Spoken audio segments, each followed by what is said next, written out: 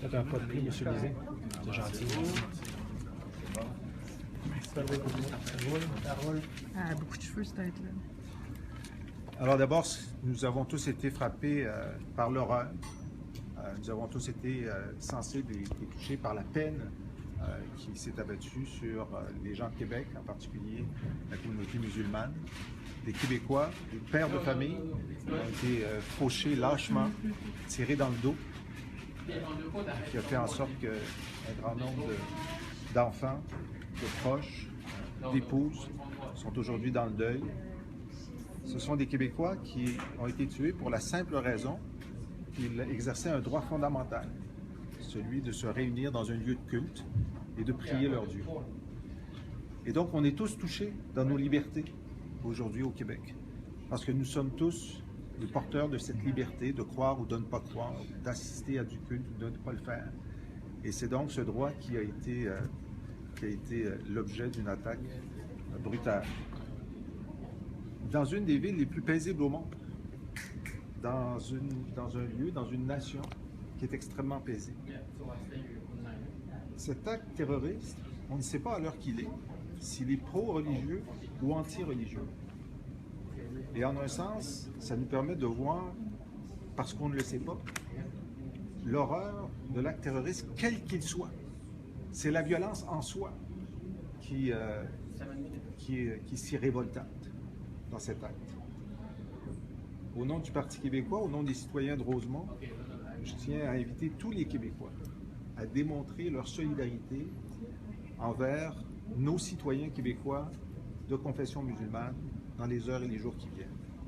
Ils sont très affectés par cet événement et évidemment par d'autres événements qui se produisent dans le monde en ce moment. Comme l'a si bien dit Agnès Cortez,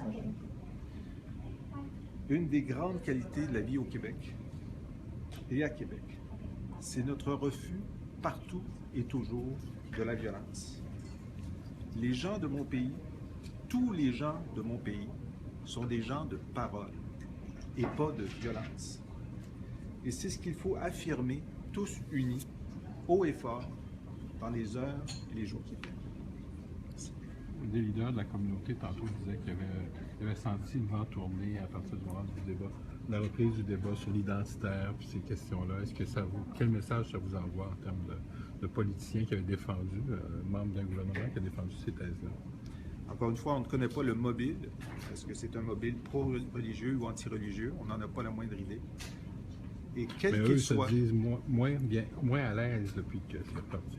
Et quel qu'il soit, ce mobile, et quel que soit le contexte de nos débats internes ou du contexte international, le fait est que la violence est toujours condamnable. Et le fait est que jamais des hommes violents ne doivent interdire à une société de tenir ces débats paisiblement.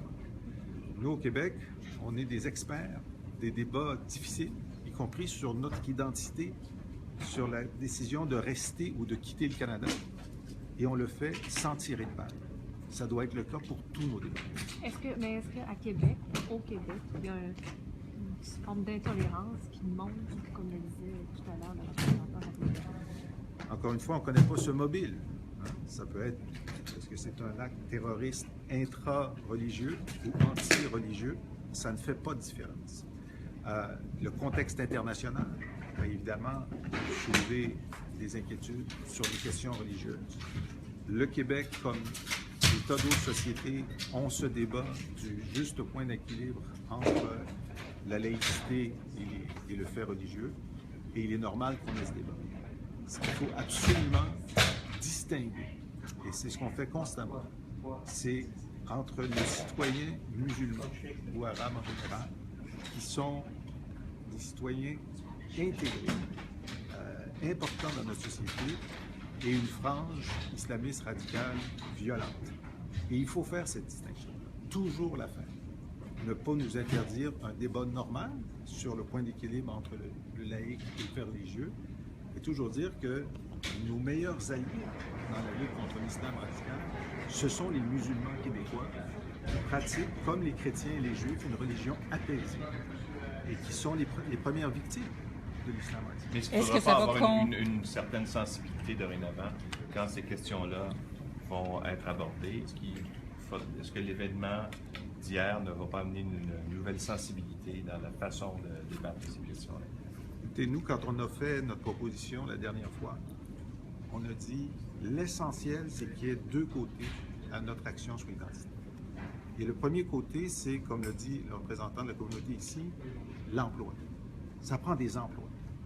Et nous, on propose le programme le plus robuste de l'histoire du Québec pour assurer des emplois à chaque Québécois d'origine étrangère, pour assurer son intégration.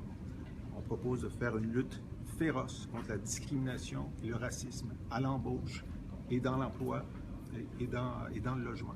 Ce sont des actions qu'on doit mener pour bien démontrer que, quels que soient nos débats sur le reste, nous voulons se vivre ensemble et toujours s'opposer à la violence. Oui, mais est-ce que ça va compliquer les débats à l'avenir? Est-ce que ça n'ajoute pas de l'émotivité, certaines considérations?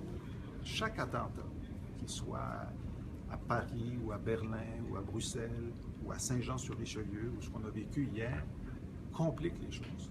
Il ne faut jamais laisser les gens violents prendre en otage la capacité d'une société de débattre démocratiquement et paisiblement de son vivre ensemble, de ses règles, de sa volonté d'intégration. Vous avez vivement condamné hier et en fin de semaine des propos de M. Trump pour les premiers décrets. Est-ce que vous pensez qu'une coïncidence à y voir, un hasard avec ce événement? Encore une fois, on ne connaît pas le mobile, mais sur la décision de M. Trump d'avoir un moratoire sur l'entrée de musulmans, c'est contre les valeurs québécoises. Nous sommes accueillants envers les réfugiés.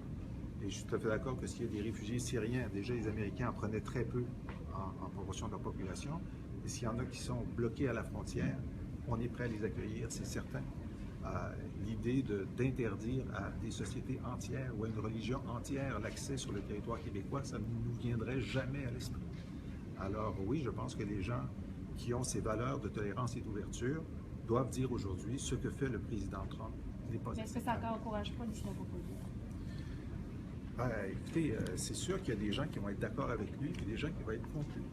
Et dans la liberté d'expression, dans le débat public aujourd'hui, il faut que les gens qui sont tolérants et ouverts, comme nous le sommes au Parti québécois, puissent dire, écoutez, le président Trump commet une grave erreur, une erreur morale, et on espère que ces politiques seront renversées le plus tôt possible. Monsieur Lévy, êtes-vous surpris que ce soit passé à Québec, un acte comme celui-là? Est-ce qu'on n'aurait pas dû s'attendre à quelque chose comme ça, davantage à Montréal? Vous savez, les gens qui font des actes terroristes le font dans un genre de... C'est sûr qu'ils ont des prédispositions à la violence.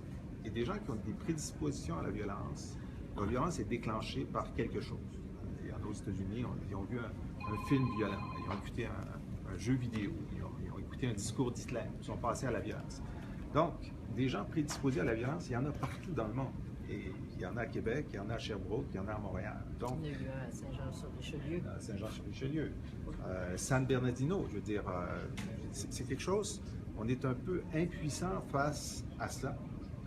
Maintenant, il faudrait voir si, lorsqu'on connaîtra les mobiles de ces personnes-là, est-ce qu'il y avait des signes avant-coureurs de radicalisation d'extrême droite ou religieuse qu'on aurait pu mieux détecter et prévenir. Mais dans notre capitale nationale, est-ce qu'on a manqué peut-être de vigilance avec le recul? Parce qu'on a eu des signes quand même inquiétants dans le passé.